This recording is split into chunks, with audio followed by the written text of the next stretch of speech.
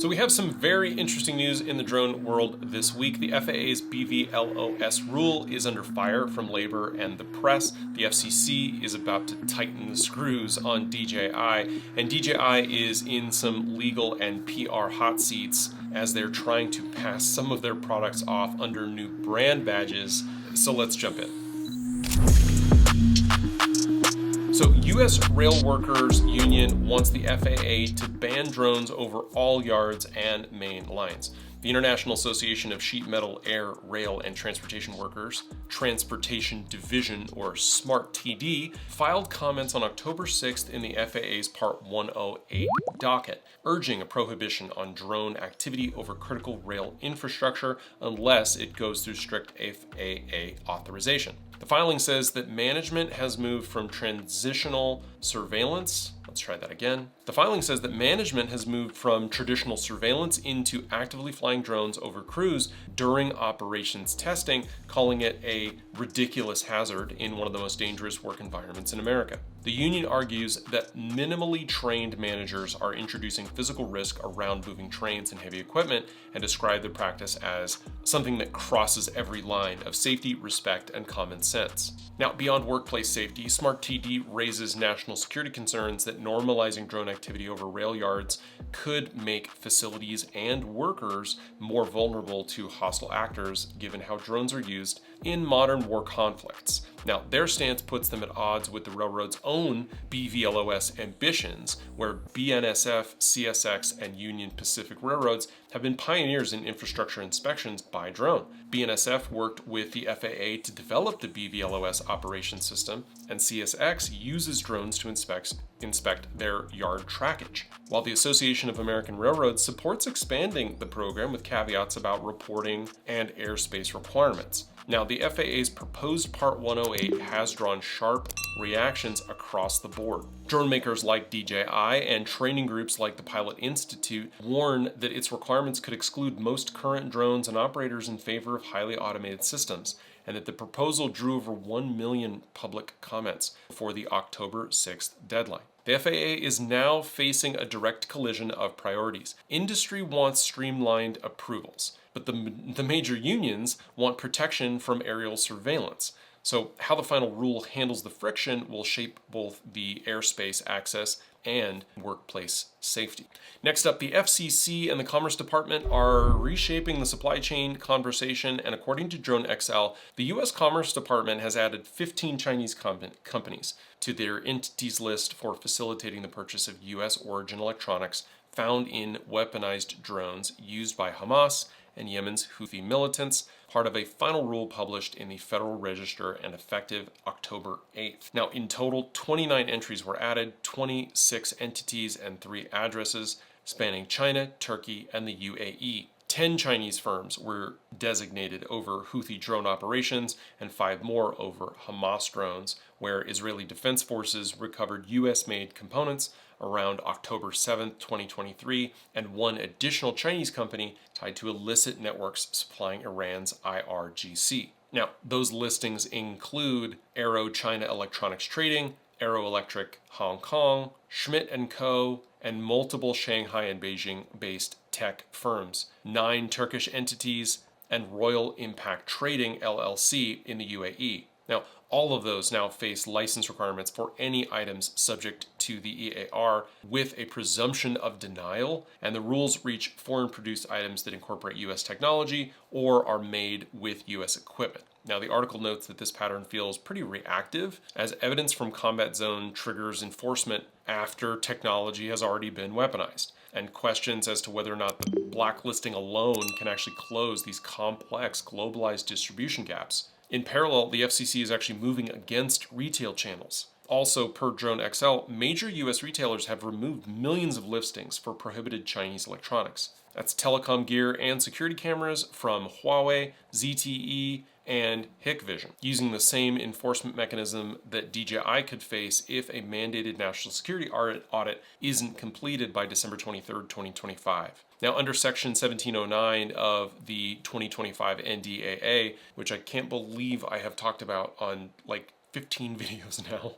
because under Section 1709 of the 2025 NDAA, if no U.S. agency completes a review by that date, DJI is automatically added to the FCC's covered list, blocking new product authorizations. Now, DJI drones remain on shelves for now, but inventory is beginning to tighten. DJI's US store shows many models as sold out. Meanwhile, shell brands like Skyway, Skyrover, Kogito, Jovistar, and Fikoxo have appeared. We're going to talk about that a little bit later in the video, often tied to Malaysian manufacturing using DJI tech. And here's where some of the comments that I've made previously about the potential for DJI being added to the FCC entities list would not prohibit you from flying an existing drone or purchasing a drone or product that's already been approved. That actually may start to shift, as the FCC has signaled that it is going to target previously authorized covered list equipment in specific cases. Now that raises the possibility that shell company products using DJI technology,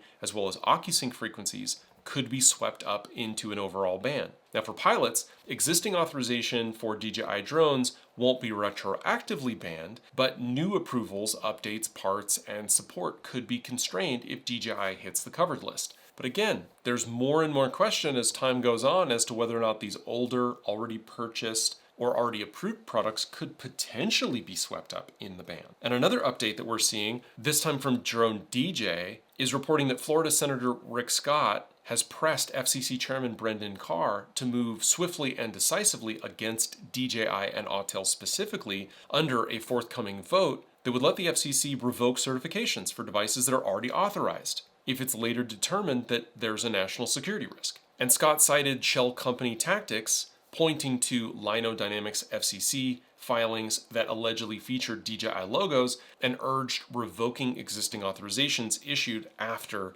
the 2025 NDAA, denying new licenses for devices containing DJI or Autel components, not just the products themselves, but anyone containing their components or software, as well as tightening ownership disclosure requirements for FCC filings. The proposal wouldn't disable drones already sold, but it could freeze new sales, restocking, and parts. So the technical reality is pretty messy, and the policy direction seems pretty clear. If you are weighing purchases, December 23rd is the date to plan around. But switching gears and back to the FAA's Part 108 rule, nearly 24 news organizations have warned that the FAA's new proposed plan could impede press freedom by restricting BVLOS news gathering. Are people saying BVLOS? Like, how are we saying this? Because BVLOS is a pain. Beyond visual line of sight. In comments that were filed by News Media Coalition, the group argues that the rule would confine line of sight to Category 3 population densities or lower, essentially blocking operations in many urban areas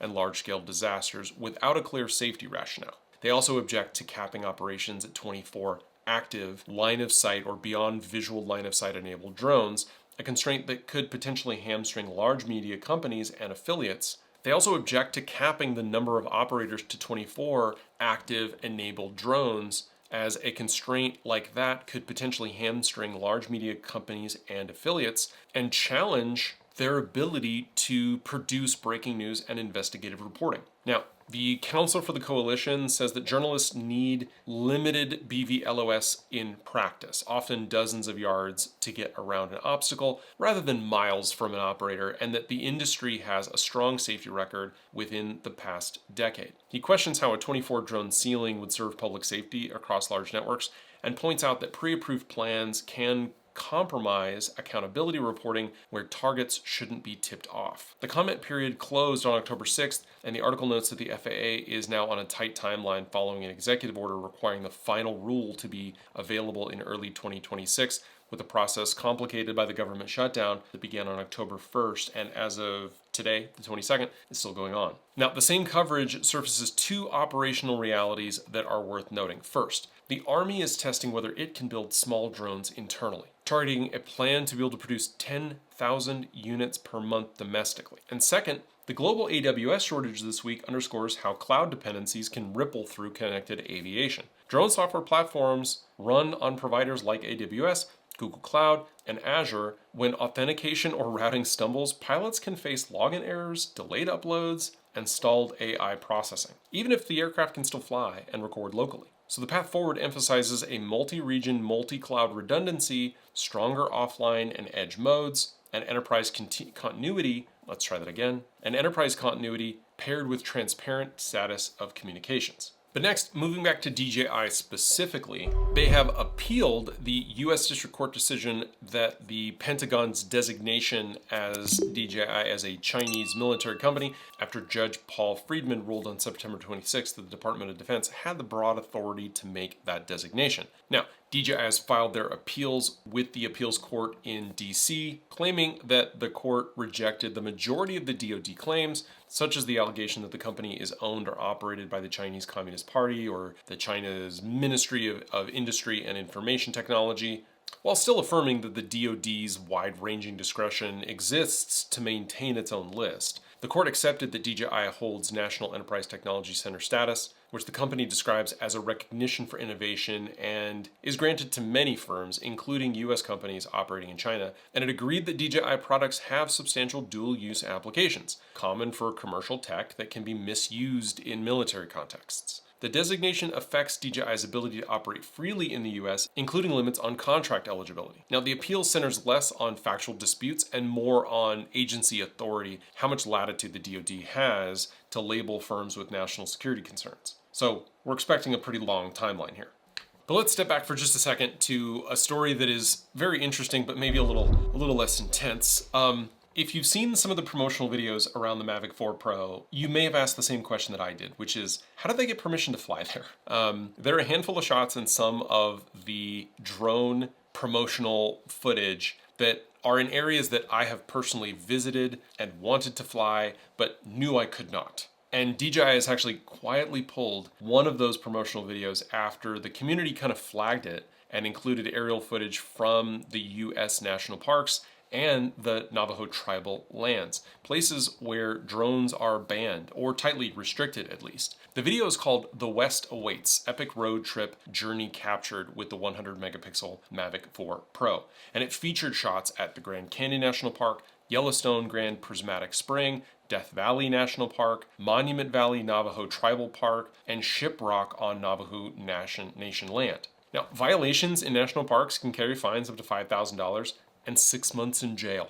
Commenters asked how DJI got the permits, noting that if specific use permits or tribal approvals had been secured, DJI would have likely said so, but instead the company deleted the video without an explanation. Now, the folks over at Petapixel have contacted DJI for comment, and the video was removed days after early coverage with screenshots showing additional locations like Yosemite National Park and the Golden Gate Bridge. While a law signed before former President Biden's term ended eased some aspects of filming and photography in national parks, it didn't make drone use easier. Drones are made prohibited without special permits. Reviewers also criticized the technical choices in the video, jerky pans and questionable frame rate or shutter combinations, unusual for flagship marketing from DJI. So the larger issue here is the precedent. So when the top manufacturer showcases footage from restricted sites without clear permitting, it undermines the norms that most pilots work hard to follow. And this actually comes in right at about the same time that DJI removed some of the restrictions within their mapping software, that it will warn you about restricted areas, but it won't prevent you flying in them. So if you fly in protected areas, you have to know the rules. Tribes and National Park Service take them very, very seriously. Next, let's talk about these other brands, right? So according to DroneXL, the Sky Annie X1 has emerged on Amazon as the latest of a rebranded DJI Mini 4 Pro. This is part of that broader shell company strategy tied to Malaysian manufacturing ahead of the potential ban on DJI products on December 23, 2025. So security researchers have tracked brands including Cogito, Sky Rover, Sky Annie, Facox, that sounds like a bad word, Jovistar, and Spatial Hover, noting that they use DJI's proprietary OcuSync protocols that are identifiable. Let's try that again. Noting that they use DJI's proprietary OcuSync protocols that are identifiable in FCC filings.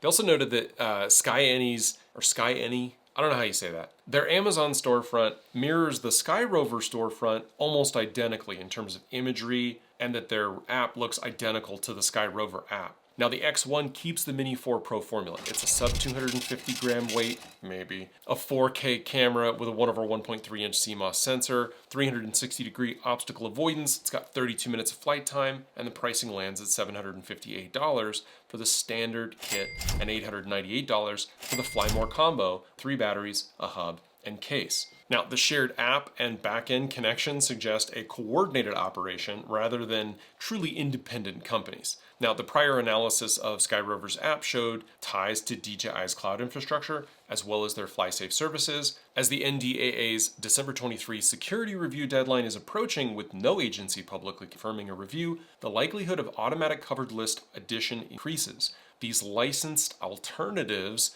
act as market pressure. And if you go this route, Amazon's return policy provides some protection, but recognize that you're betting on a workaround that could draw scrutiny if enforcement expands to these derivative brands. Another product that has arrived is the SkyRover S1, which is a mini drone that is surfaced on Amazon that's a little different than some of the DJI adjacent products. So instead of a straight clone, it appears that they've hybridized the budget DJI Mini 4K camera with an extended battery tech for 40 minutes of flight time. So listings for both the standard and Fly More combo packages are currently unavailable, suggesting that they're kind of gauging market interest for a pending release. The specs point to a 1/2 inch Sony CMOS sensor shooting 4K video at 60 FPS. That's above the Mini 4K's frame rate and is on a 3-axis gimbal with a 12 megapixel sensor. It adds features like auto track and subject lock. It has one-tap Smart Go creation that the Mini 4K actually lacks while maintaining that sub 249 gram weight, and is rated for transmission range up to 39,000 feet or about 7.5 miles. And the $300 to $400 price point actually puts it right between the $249 Mini 4K